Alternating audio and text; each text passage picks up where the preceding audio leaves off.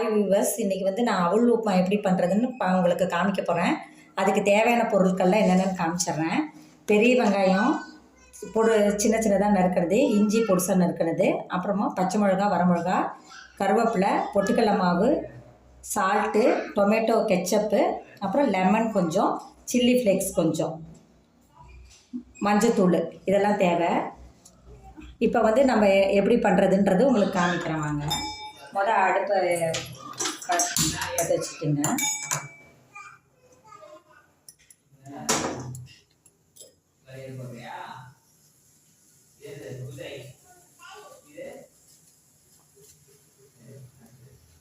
கொஞ்சமாக எண்ணெய் ஊற்றிக்கோங்க. எண்ணெய் ஊற்றின பிறகு என்ன பண்ணுன்னா, கடுகு கொஞ்சம் போட்டுக்கோங்க. கடுகு,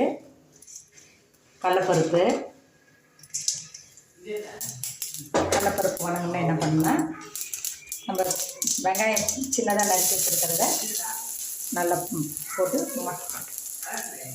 அப்போ பெரிய வெங்காயம் போட்டதை வந்து நல்லா வதக்கி வைக்கணும்.